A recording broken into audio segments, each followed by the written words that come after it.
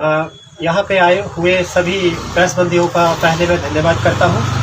थोड़े से शॉर्ट समय में जो आज आप यहाँ पे पधारे, कांगड़ा ऑपरेटर के नाम से हमारा एक संगठन बनाया गया है। उस संगठन में जगह जगह जाकर हम लोग जो यूनियनें रजिस्टर्ड नहीं है उन यूनियनों को हम रजिस्टर्ड करवा रहे हैं। आज हम लोग पंचरुखी के अंदर जो हमारा टैक्सी स्टैंड है उसके आज चुनाव करवाए गए और चुनावों में जो प्रधान यहाँ से चुन के आए हुए हैं,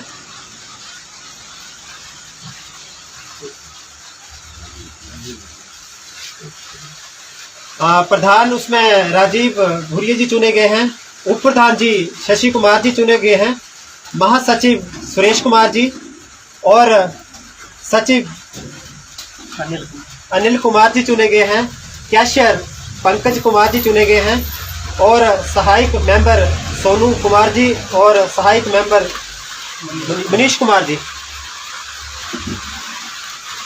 जैसा कि आपको ये बताना चाहते हैं, हमारा मकसद कांगड़ा के अंदर जो यूनियनें बनाने का एक ही मकसद है। जो हमारी समस्याएं टैक्सी ट्रेड के प्रति हमेशा आती रही हैं, हाल ही में जो हमें नई समस्या जो 2019 में सरकार द्वारा एक जीपीएस जो गाड़ियों के अंदर लगाया गया है उसके प्रति उस टाइम भी हमारा एक विरोध था।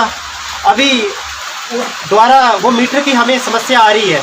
समस्या सबसे बड़ी समस्या ये आ रही है कि आरटीओ ऑफिस धर्मशाला में भी हाल ही में मीटिंग रखी गई थी। उस मीटिंग में उनके द्वारा एक ही चीज़ हमें सबसे बड़ी दिक्कत पैदा कर रही है।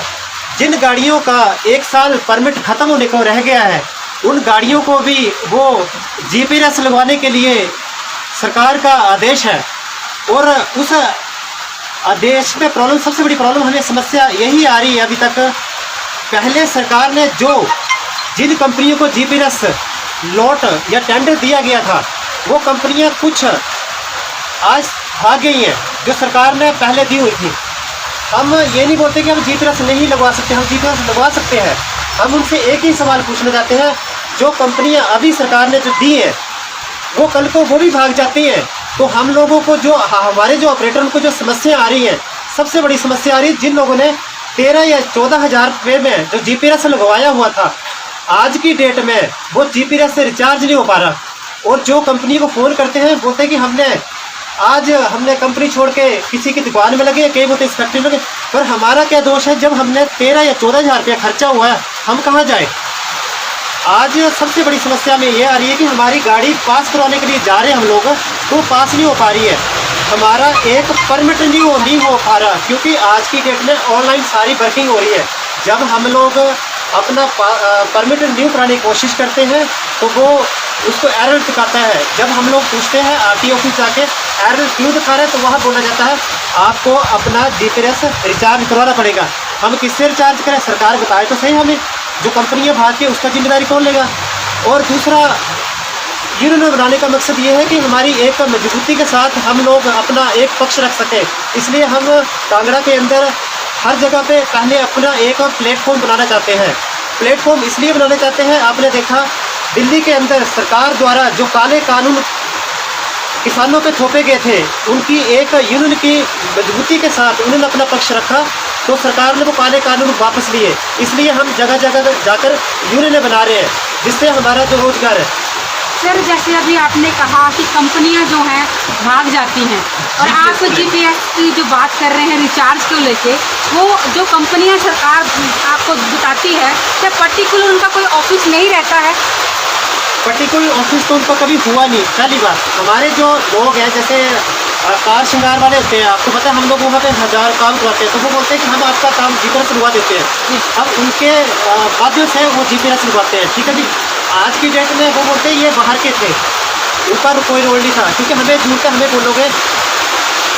सर, सबसे पहले सवाल तो ये आता है कि जब जीपीएस आपको आदेश हुआ सरकार से जी, तो क्या इसकी नोटिफिकेशन या कोई ना कोई कंपनी तो सरकार ने क्लैरिफाई की होगी कि आपने जीपीएस जो वो इसी ही कंपनी से लगवाना है। ऐसा था कि पहले जब 2019 में जब ये जीपीएस लगा था उस दौरान जो कंपनियाँ थी 5, सरकार द्वारा, खाली वो 3 तो चली गई, अभी सरकार ने बोले 13 कंपनी आजकल हो रहा है, 13 कंपनी बता रहे हैं जी। हमें कभी कोई नोटिफिकेशन नहीं बताया जाते, हमें ये बताया था कि जीपीएस लगवाना पड़ेगा। हम लोग जैसे व्यापार मंडल है, ये दुकान लगाई है, हमें कोई 500 रुपये कम में जीपीएस दे देता है सर्टिफिकेट, हम वहाँ से लगवा देते हैं। मतलब आपके पास कोई पर्टिकुलर कंपनी का नाम नहीं होता है कि इसकी कंपनी से करवाया जाए? मैम अभी उन्होंने बोला 13 कंपनी है जी, 13 की 15 भी हो सकते हैं, जो टेंडर बनेगा वो ले जाएगा। पर्टिकुलर तो कोई भी होती मैम, दुकान है कोई भी खरीद सकता, टेंडर है, ओपन टेंडर है। मतलब इसकी ओपन प्रतिक्रिया थी कि जहाँ से आपका दिल करेगा वहाँ से आप जीपीएस ले सकते हैं, इसका प्रावधान था। हाँ, तो अभी एक समस्या जिस प्रकार से आपने पंचरुखी में एक यूनियन का गठन किया है, प्रधान का चयन किया है, मगर पूरे हिमाचल में एक प्राइवेट टैक्सी का भी काफ़ी विरोध रहा है, काफ़ी टैक्सियाँ पकड़ भी रही हैं, तो उसके लिए फिर आप क्या, उसके लिए जो है वो आप क्या आगे कदम उठाएंगे? मेरा सबसे बड़ा यही कदम, आज मैं जगह जगह जाता हूँ, इस लड़ाई में मेरे साथ कुछ ऑपरेटर विश्वास करते हैं, कुछ नहीं करते। मेरे को इस लड़ाई लड़ने के लिए बड़ी समस्या आ रही है, जो आपको बताता हूँ। मैं यूनियन मैं इसलिए बनाना चाहता हूँ, हमारे जो ऑपरेटर भाई हैं वो अपनी लड़ाई खुद लड़ सके। सबसे बड़ी लड़ाई आपने देखा, आप बरसात में खड़े हैं, टैक्सी स्टैंड की सबसे बड़ी समस्या जो प्राइवेट का था, मैं प्राइवेट का थोड़ा सा जिक्र हल्के कर रहा हूँ, मैं आपने प्राइवेट क्वेश्चन कर रहे हैं, मैं थोड़ा सा आपको बताना चाहता हूँ। हमारी सबसे बड़ी समस्या ये नहीं है, हमारी सबसे बड़ी समस्या बड़ी है, पर प्राइवेट का पहले आपसे जिक्र करता हूँ। प्राइवेट का तो यूनियन बनाई इसलिए जा रही है क्योंकि प्राइवेट गाड़ियाँ जो रुकवानी है उनके लिए सबसे पहले हमारा एक इकट्ठा होना बड़ा ज़रूरी है और एक बैनर के नीचे आना ज़रूरी है। जो प्राइवेट गाड़ियाँ रुकवाते हैं ना, कोई बोलते मेरा मामा है, कोई चाचा है, कोई ऐसे ऐसे करके, और कई बड़े नेताओं को फ़ोन करवा के पुलिस प्रशासन के हाथों से निकल जाते हैं जो प्राइवेट वाले हैं। यूनियन ने इसलिए बना रहे हैं जगह जगह जाके, जैसे हमारे कार्य क्षेत्र पंचरुखी में हमारी यूनियन टैक्सी ऑपरेटर भाई चुने गए हैं। जयसुलपुर से कोई गाड़ी निकलती है, वहाँ की गाड़ी ये वाले हमारे भाई पकड़ सकते हैं उसको, प्राइवेट गाड़ी। इसके लिए यूनियन का गठन किया जा रहा है क्योंकि अकेला बंदा कुछ नहीं कर सकता।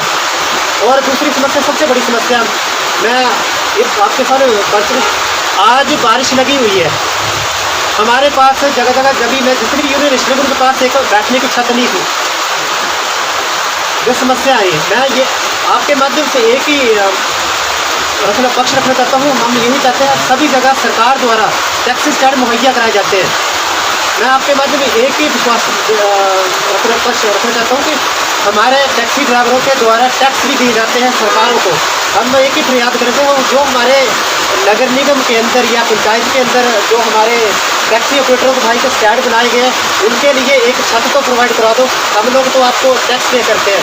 हमारी एक आपके माध्यम से, टैक्स के माध्यम से एक रिक्वेस्ट ये भी है सरकार के लिए, प्राइवेट का तो हम कर ही रहे हैं, वो आने वाले टाइम में आपको पता चलता है क्या कर रहे हैं। तो आपकी सरकार से एक ये भी गुजारिश रहेगी कि जो भी टैक्सी स्टैंड है कम से कम उनको बैठने के लिए स्थान चाहिए। पंचरुखी की बात की जाए तो पंचरुखी जो बैठने का स्थल है, ये टैक्सी चालकों ने खुद अपने पैसे इकट्ठे करके बनाया है।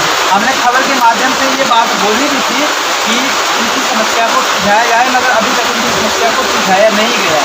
इसके बारे में आप क्या कहना चाहते हैं कि सरकार इसके पक्ष में है या इसका संज्ञान जो वो कड़ी से नहीं लेना चाहती है?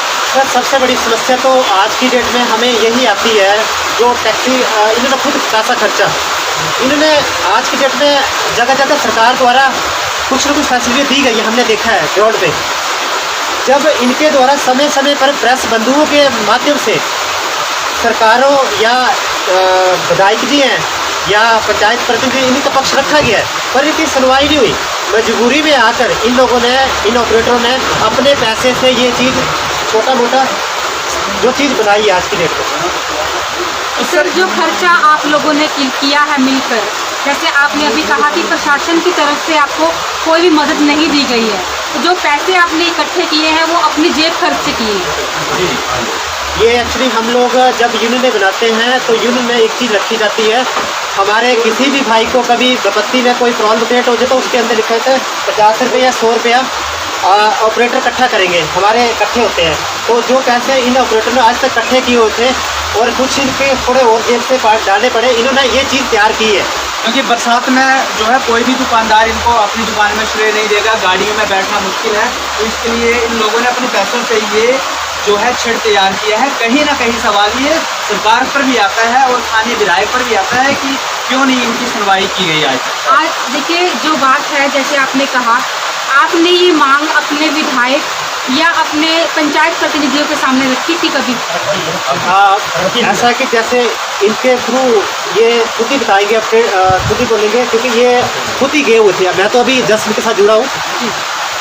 हाँ, रखी थी हमने। जब शहर में वो पानी का मतलब उद्घाटन हुआ था ना, वहाँ पर हमने अपनी मांग रखी थी। उन्होंने हमें 4.5 लाख रुपये सैंक्शन किया था। जी। तो फिर हम लोग दोबारा फिर उनके पास गए।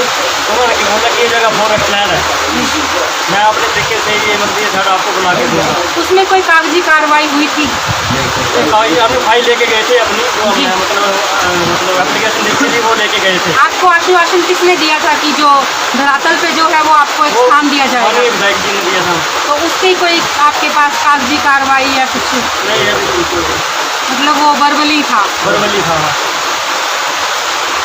तो आज जो आपने यूनियन गठित किया उसके प्रधान जी है वो उसको चयनित किया गया है। मैं राजीव कुमार पंचायत से शिव शक्ति टैक्सी यूनियन का प्रधान चुना गया हूँ। तो जिस प्रकार से आज आपको पूरे टैक्सी ऑपरेटरों ने एक कार्यभार संभाला है, आगे आपकी क्या रणनीति रहेगी? किस प्रकार से आप जो है वो टैक्सी ऑपरेटरों और सुधार के लिए क्या कार्य करेंगे? जो भी मेरे से हो सकेगा मैं उन अपने टैक्सी भाइयों को सहयोग करूँगा। जहाँ मेरी ज़रूरत पड़ेगी मैं उनके साथ हमेशा खड़ा रहूँगा और प्राइवेट पर शिकंजा कसने के लिए भी उनके साथ हमेशा तैयार रहूँगा। बाकी सुधार की बात की जाए तो जैसे यहाँ पर जो टैक्सी स्टैंड है उसके सुधार के बारे में आप क्या प्रयास करेंगे? स्थानीय विधायक जी से एप्लीकेशन लिखेंगे या उनके सहयोग की मांग करेंगे आपसे? मुझे जिस भी विभाग में जाना पड़ेगा अपने भाइयों के लिए मैं प्रवाह करूँ, उनके साथ रहूँगा। जैसे जो बताएंगे वैसे मैं उनके साथ हमेशा तैयार रहूँगा।